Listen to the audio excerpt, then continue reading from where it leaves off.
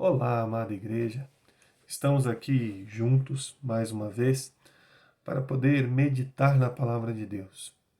E hoje, a porção que nós iremos ler se encontra lá em Lucas, capítulo 22, verso de número 48.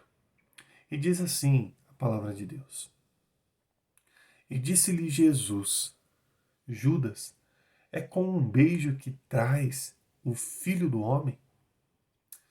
Os beijos do inimigo são sempre beijos de traição.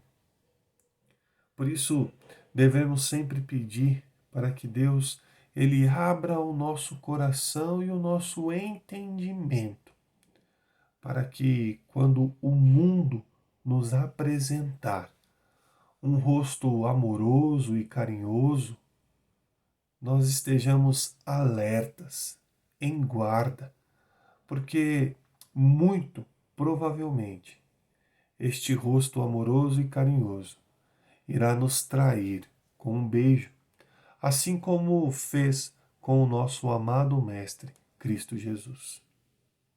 Por isso, precisamos estar atentos para toda a hipocrisia que existe ao nosso redor.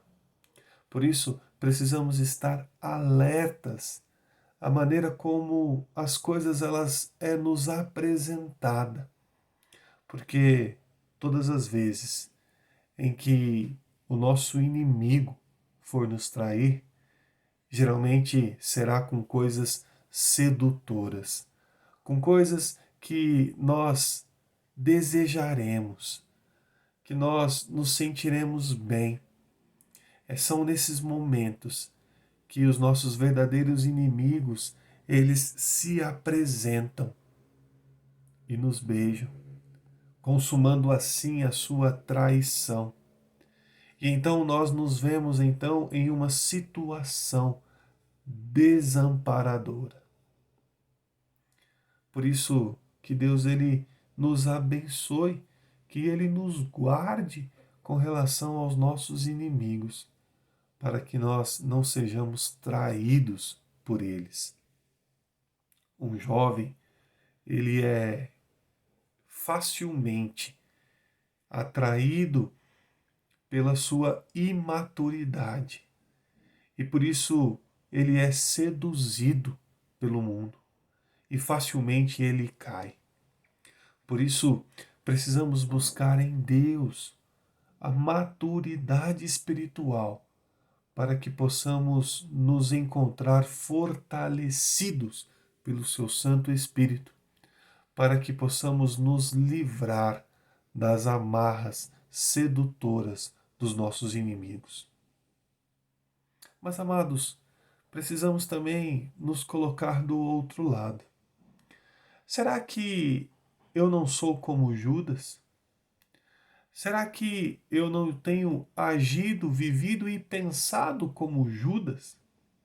Vejam, vamos olhar um pouquinho para a história de Judas. Judas, ele foi um dos 12 discípulos de Jesus Cristo.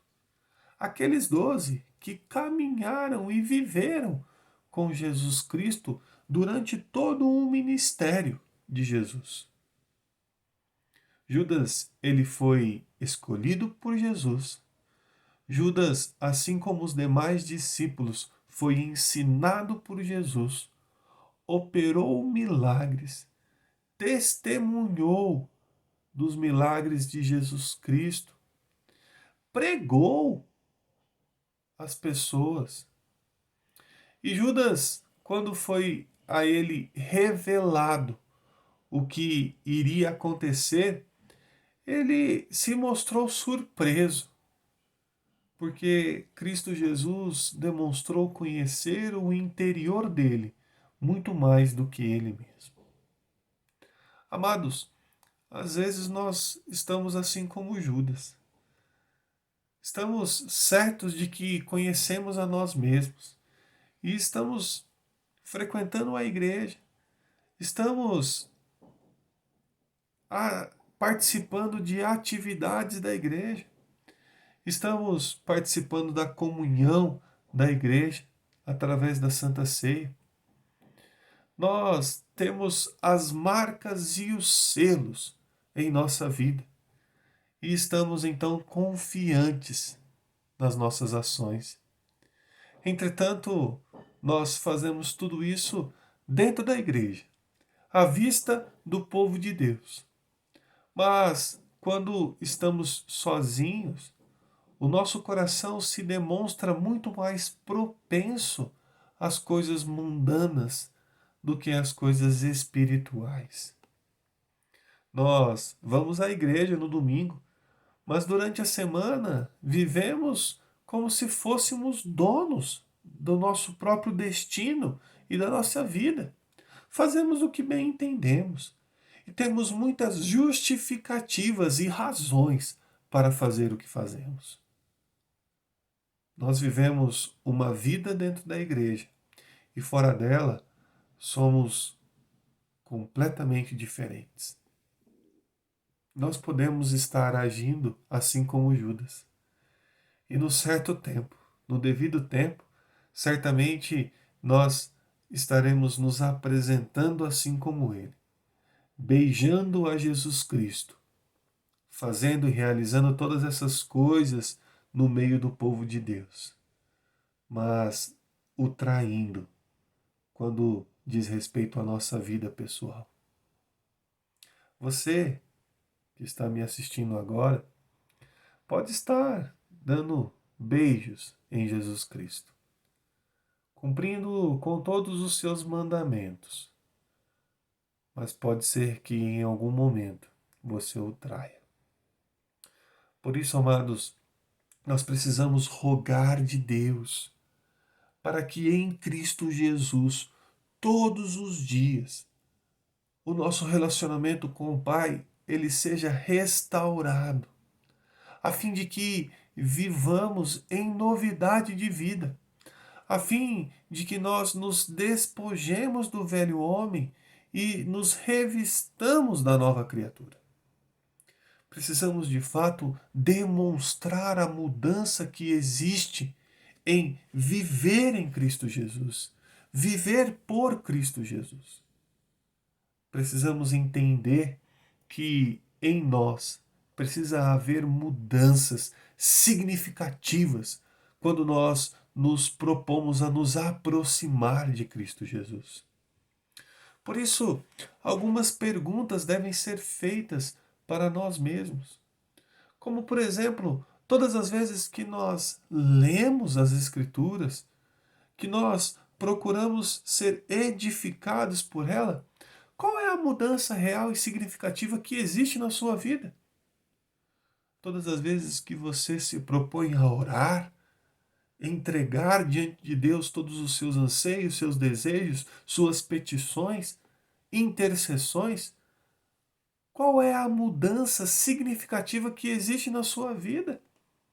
Você tem demonstrado piedade após ler a palavra de Deus, após orar, após participar de um culto, após ver uma mensagem? Você demonstra piedade na sua vida? Você demonstra frutos reais, significativos de uma mudança real na sua vida? Amados, se nós não estamos nos preocupando em demonstrar aos outros mudanças reais na nossa vida, muito provavelmente, um dia nós beijaremos a face de Jesus Cristo e nós o trairemos no dia seguinte. Nós precisamos estar alertas, atentos à nossa vida, atentos para que nós não sejamos traídos pelo beijo do nosso inimigo e para que nós também não beijemos a fim de trair o nosso Senhor. Nós precisamos de fato fugir do beijo do inimigo, pois se nós não somos alvo, provavelmente podemos ser aqueles que deem o beijo. Por isso, amados, nós precisamos orar para que Deus ele nos revista do seu Santo Espírito, para que possamos de fato estar protegidos de qualquer cilada mundana, de qualquer cilada do maligno.